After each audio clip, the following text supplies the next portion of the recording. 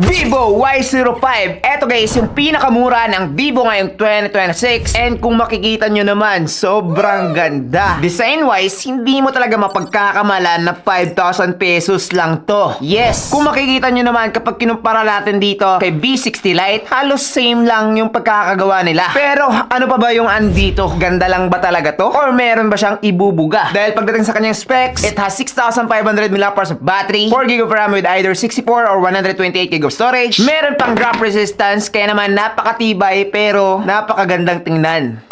Oh my God, ayaw kitang bitawan pero wala ka pa ring gas-gas. Ngayon, kung naghahanap ka ng bagong smartphone tapos Vivo talaga yung trip mo tapos 5,000 pesos, well, definitely watch this video. Dahil nga magkaroon tayo ng full review and sasabihin ko sa inyo lahat ng mga dapat yung malaman about this phone. Kung sulit nga ba talaga siya or hindi. And we will start in 3, 2, 1. Let's go!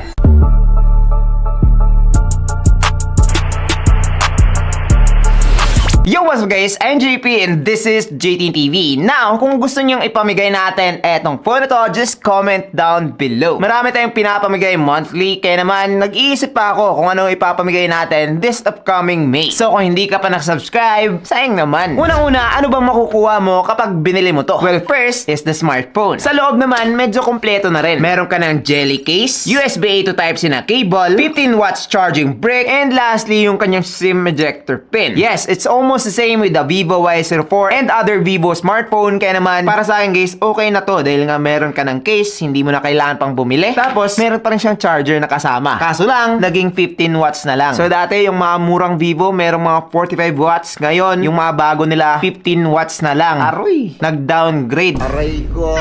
But yes, unboxing wise, okay to. Pwedeng pang gift dahil nga wala ka nang kailangan pang iba. Now, just look at that. Eto guys ay nasa color na haze blue. Pero meron ka pa iba't ibang colors like yung black, tapos yung platinum. Para sa akin, eto yung pinaka nagustuhan ko dahil nga as you can see, nagbabago-bago yung color niya depende sa lighting. Para siyang merong effect dito which is para siyang nagiging pink, nagiging white minsan, di ba? Napakagandang tingnan. I think si Vivo lang ata yung gumagawa nito, but yes, unique na feature pagdating sa kanyang design. Now, with its build quality, this phone has plastic back, plastic frame, and glass front. So, walang masyadong special dito. Pero yung unang tingin, akalain mo talaga na meron siyang glass back. Ganun kaganda yung pagkakagawa. Pero kapag hinawakan mo na, uy, plastic.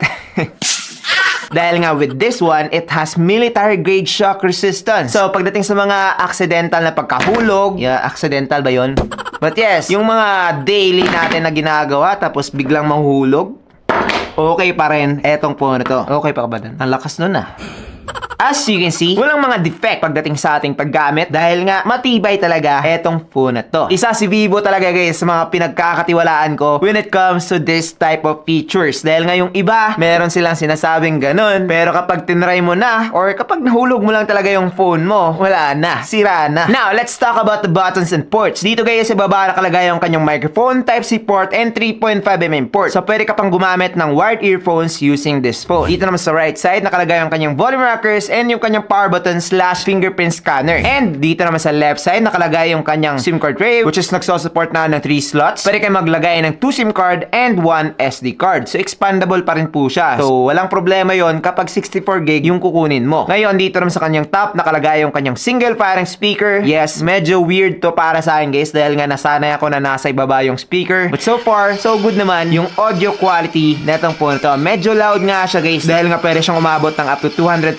But for me, hindi siya masyadong high quality. Sakto lang for its price. Ngayon, isa sa mga nagustuhan ko about this phone is that nag-improve na yung kanyang water and dust resistance from IP64 naging IP65 na. Now, with this one, wala na tong problema when it comes to ulan, mga talasek ng tubig, and overall in our daily life, hindi mo na kailangan maging safe masyado pagdating sa mga konting basa. Pero, wag na lang siyang ilulubog. Now, so far guys, yung pinaka nagustuhan ko talaga about this phone is yung kanyang design. Dahil nga, sobrang ganda. Even pagdating dito sa kanyang camera module, meron talaga yung mga laman. Kaso lang, yung pangalawang bilog dito is hindi na po camera. It is an IR blaster dahil nga meron na siyang smart remote. So, pwede nyo nang i-control yung mga aircon nyo, mga TV, and marami pang iba. So, all in all, nagandahan na ako dito sa build netong Vivo Y05. Nag-improve and mas pinaganda na yung kanyang pagkakadesign. Legit.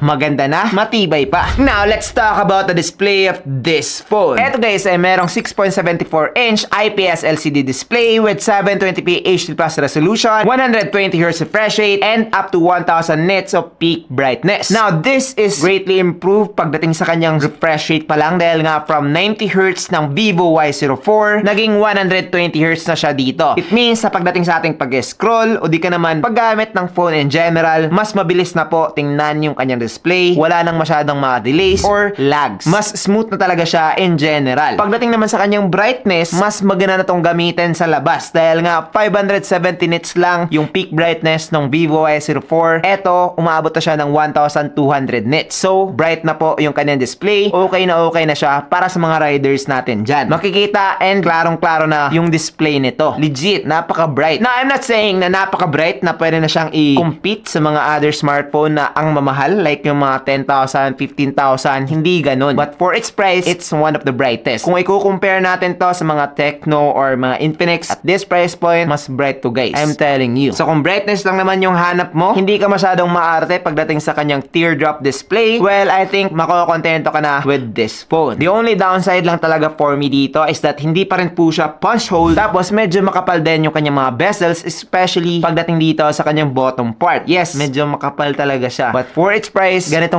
naman sila halos lahat. Yung difference lang talaga, hindi pa rin siya punch hole, but yun na yun. For me, almost the same lang naman. Especially kapag matagal ka nang gumagamit, guys, I think mas mapapansin mo talaga yung mas bright siya and mas maganda siyang tingnan, especially when watching movies and videos. Now, overall, the display of this phone really stepped up dahil nga ang layo na nito compared sa kanyang predecessor. That is why para sa akin, isa talaga to sa mga dapat nyong pag-isipan when it comes to buying phones na nasa presyong 5,000 pesos. Sharp, maganda, and mabilis na yung display niya. Now, let's talk about the performance of this device. So, unang-una guys, eto ay nag-run na ng Android 16 with Origin OS 6. Yes, hindi na po siya fun touch. Nag-improve na yung Vivo pagdating dito. And as you can see, yung UI in general nitong phone na to is just okay na, especially for its price. Now, I think medyo mahihirapan yung kanyang processor guys. Dahil nga, syempre, kapag mas maganda yung UI, mas kailangan din ng mas malakas na processor. But in this one, hindi po siya nag-improve compared sa Vivo Y04. It still has the Unisoc T7225 with octa-core CPU up to 2 GHz and Mali G52 MP1 man pagdating sa kanyang GPU. So, same lang talaga sila ng processor ng Vivo Y04. Ngayon, kung i-compare ko naman to sa iba't ibang mga smartphones, at this price point, meron pa rin iba na gumagamit pa rin ng Go Edition. Pero etong po na to, full Android na to guys. Hindi na to Go Edition. So, pagdating sa mga features, hindi ka na limited. Napakarami mo nang pwedeng gawin dito. Kaya naman, I think, makakontento ka na talaga using this phone. Ngayon, tinest ko rin to pagdating sa Antutu benchmark and nakakuha na siya ng 365,000. And for me, okay naman yun. Hindi siya masyadong malaki, pero expected na yun at this price. Now, before tayo sa gaming part, I'm telling you guys na yung mga gamers ay hindi talaga target market na tong phone na to. Yes, hindi talaga siya ginawa pang gaming. But nevertheless, tinest ko pa rin siya pagdating sa Mobile Legends, Call of Duty, and Hawk. Dito sa Mobile Legends guys, surprisingly, meron po siyang ultra graphics with high frame rate. And so far, playable naman yung Mobile Legends dito, especially kapag naka-Wi-Fi ka, mabilis yung Wi-Fi mo, tapos hindi pa mainit sa paligid nyo. Okay na yung Mobile Legends dito guys. Playable na playable. Hindi ako nag-expect, pero okay siya. Ngayon sa Honor of Kings naman, halos ganun pa rin. Meron siyang ultra graphics with high FPS, same lang. And I think you can play Honor of Kings din rito, pero wag ka na masyadong ma-expect na napaka-smooth or wala talagang lag. Ganun din sa Mobile Legends. Meron ka ring ma-experience na ganun, pero at least hindi nag-quit or makakapaglaro ka pa rin casually. Hindi nga lang siya pang matagalan talaga na laro, pero you know, kapag paminsan-minsan lang, I think okay na to guys. Ngayon sa Call of Duty naman, eto talaga, napaka-surprising. It has medium graphics with max frame rate, and as you can see, playable pa rin. Yes, playable pa rin pala siya. Akala ko talaga sobrang lag na or napaka-hina na nitong phone na to. But yes, it can still play Call of Duty, just don't expect too much. All in all, ganun lang talaga yung masasabi ko pagdating dito sa kanyang performance. Do not expect too much, especially for its price. Guys, hindi talaga to made for gamers. Pero, you can play. Ganun lang naman. Basta itatak mo lang sa utak mo na hindi talaga siya gaming phone. Dahil nga kapag nag-expect ka na parang gaming phone talaga, nako, maiinis ka lang dito.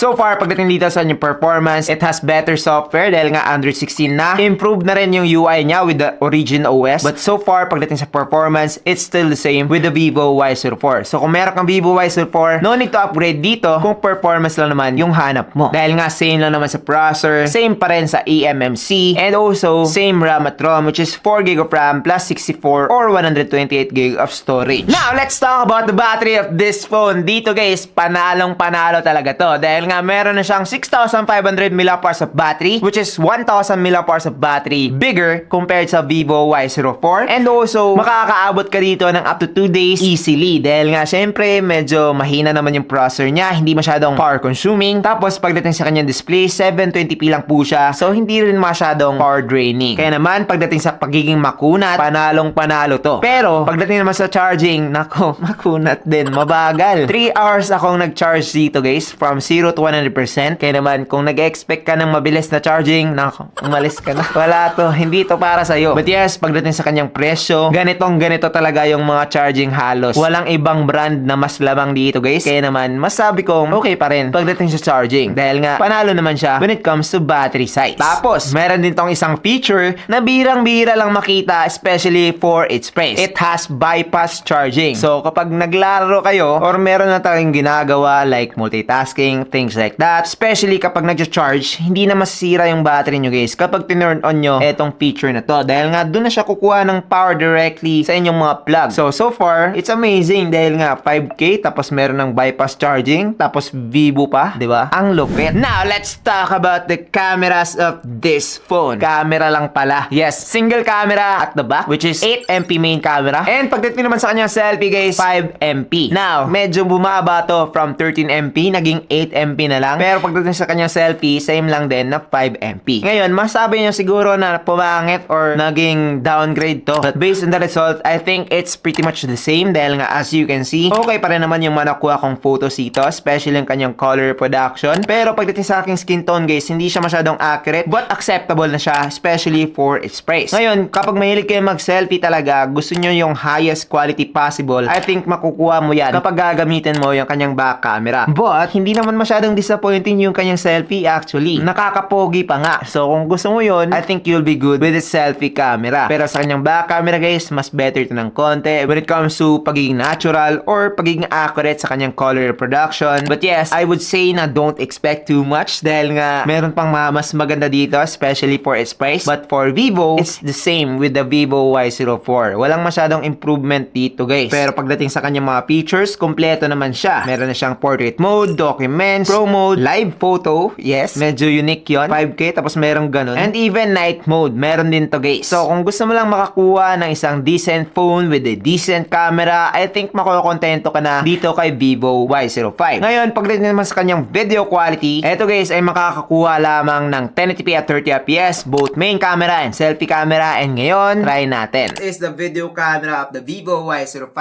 dito sa kanyang back camera. Ano sa tingin nyo? Okay ba? Comment down below. Now, try naman natin yung kanyang selfie. Eto naman yung selfie video niya. Yo, what's up? Welcome to my vlog.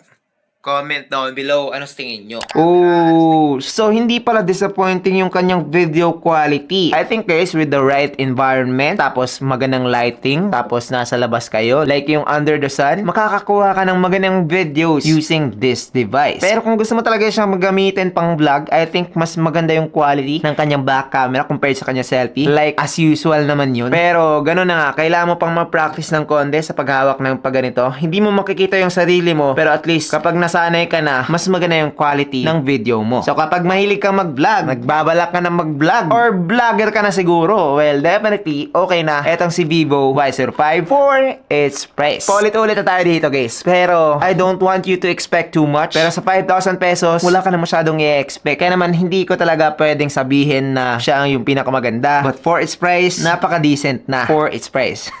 Overall, recommended ko ba etong si Vivo Y05? Well, definitely, kapag makukuha mo siya sa tamang presyo. Eto kasi guys, nakuha ko lang to sa halagang 4,999.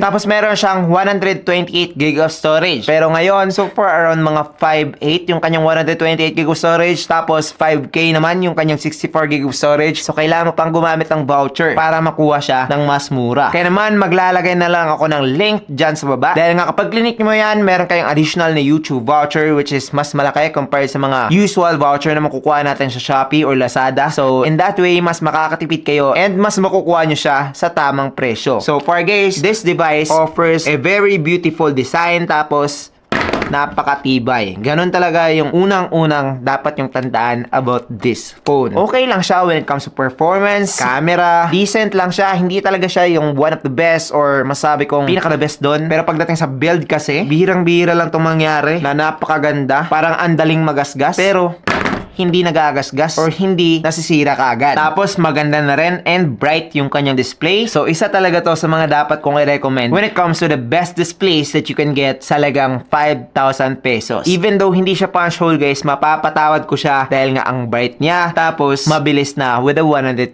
Hz. Yung iba kasi mabilis lang tapos merong punch hole, hindi masyadong bright, medyo pangit tingnan. Yung iba naman napaka-bright pero hindi mabilis. Pero eto mix na ng dalawa. Kaso lang hindi siya punch hole.